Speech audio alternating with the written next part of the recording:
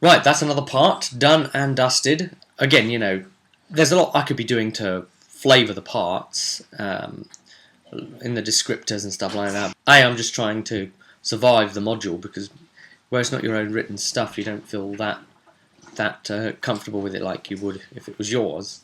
And B, also my throat was giving out. I'm still quite bad now actually with a throat cold and chest problems and stuff like that. I mean, it was quite good that Laurie was being, on this one particular occasion, so talkative to the players. Like there was times with them when they were going to need to work out their level plans for level 2, for example, and they they didn't have their level plans worked out, and obviously it was going to use my voice up more, which was going to be difficult for me trying to narrate and do things. So he did it with them for me. I did it with him first, so he knows how it's done, and then drew their attention to the things they need to be looking at in the book to make the choices they need to make. Choices, new focuses, attribute increases, that sort of thing, and how to put the health and mana up.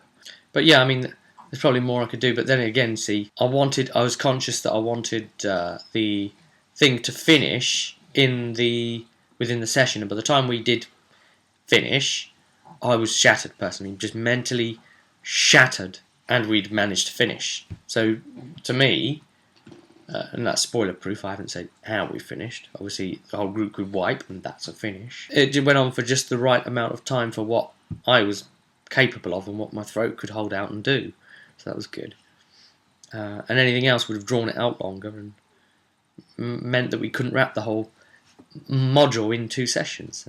I did a gaming talk about post-it notes, and about favourite GM tools actually, and I voted post-it notes as mine, and you can actually see me implementing it in this part 3 one here, where there is a tripwire across the doorway, and I've informed Emilia of it via post-it note because she succeeded the perception check, and Paydar succeeded the perception check as well, and so they step over it initially, and then I get the running order because Karak had failed the perception check, and I've made sure I'd got this check out of the way a long time previously before they even entered the runes, so that it wouldn't draw suspicion to the fact that there's a trap there, you see. So that was crafty of me. But then they didn't warn the others. So by handing it to the players as a post-it note, it doesn't tip them off. So they can choose, oh yeah, we won't say anything for whatever reason. And well, they didn't inform the others, and then Tanador would have saw the trap because he passed, so I hand him a post-it note, and then he's the one that gets to announce to the group, oh, there's a blooming tripwire here.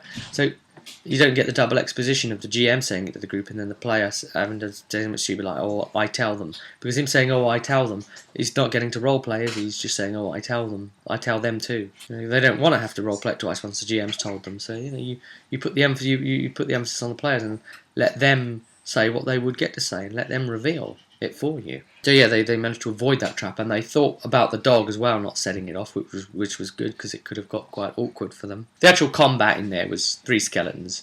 It was just literally to the book. It is 3 skeletons. It doesn't say like however many per member and this sort of thing. It's just a 3 skeleton encounter, and they whitewashed over those skeletons quite easily. They smacked them down, but I'm not too worried about that. There's a lot of I'm still sort of gauging the feel because obviously the first sessions were the group really struggled. They were up against some nasty things, and just because they're smashing through some things a bit easier now doesn't mean that they aren't going to face some more difficult challenges in the later period. But yeah, the skeletons were too easy, and something a bit harder might have been good. But it was really a case of just get them through it and get. I mean, they're level 1. I don't want to put them through too much, I mean, they are just only level 1, so we've got time for the grave difficulties. The actual ruins themselves. Opposite the prison section, just opposite in the corridor, there's other rooms off to the other side, and they're there on the map, but I just said to the group, hardly worth checking those ones. There's nothing in them. Now, I've been in sessions before where we've had like these dummy rooms and people just go in them and the GM doesn't really know what to do with them, and you can be a bit flavoursome and create something yourself. But I mean, I hadn't, and I didn't really have any wish to, because again, they're level 1s. This is basic stuff. We're just trying to introduce them to the feel of the universe and introduce me, the GM, to it too, so that I can sort of gauge, oh, actually okay, we've got a number of these kind of enemies. This will make a good challenge for them if this extra factor will come along, and try and work it out from that, because this is a new system we've never played before, the age system it's called. But yeah, I mean, I've played in things before where we've investigated dummy rooms, and you go to all the trouble of saying to the GM, oh, well, I'll check this room now, and the GM lets you, and then you just end up finding nothing. There's nothing in there. He's just having a... And I didn't feel like going down that route this time, with them just wasting theirs and my time again. See, it's time. We don't get to meet enough either. That's another thing, really. Maybe once a fortnight is the listed thing. Maybe sometimes once a week it goes to, but all too often it ends up like fortnightly, or sometimes longer than fortnightly. I mean, I'm not really complaining, because I know a lot of people can't get a group at all to play with on an even semi-regular basis. So I know I've got it good compared to a lot of people, and so the rest of the party. But I'm just saying that you all get kind of a bit addicted to wanting to keep things pushed on and tell the rest of the story, don't you, really, and learn what happens next. You want to turn that page in that book. Of course, those skeletons were the more basic ones as well. I mean, they didn't have armour on, but I think that's just the point of it, isn't it? You don't want to test the party too much. They're supposed to be a starter party.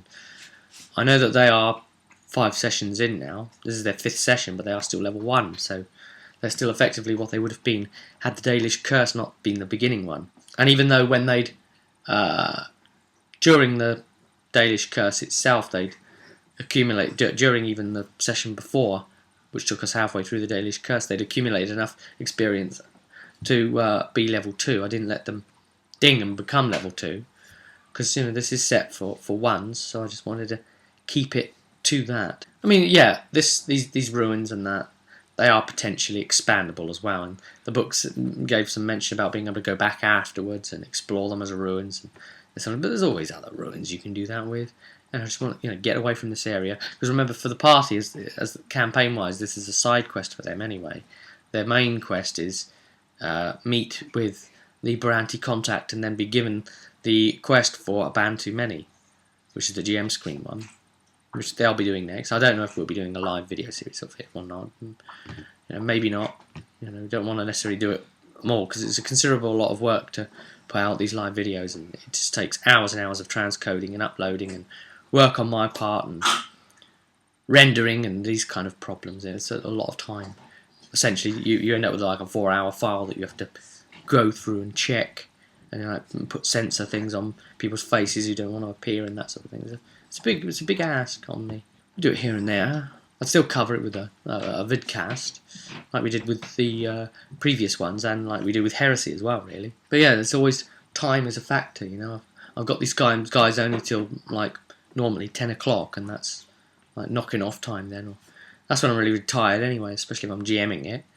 So we might not maybe get about like 4 hours go at it or something, and we're all trying to like talk and catch up and be sociable as well and that sort of thing. Well, anyway, those are some of my thoughts on the part that you've just watched. Keep watching the reply videos to these, because they send you on to the next part as well. Or you can go up to the arrow in the top if you're not watching it on my channel and click it, so that it makes the videos drop down along the top, and you can see them in sort order like that, so you know which one the next part is. It's right next to the video you're watching on the list. So there's ways of doing it. So let's get on with the next part.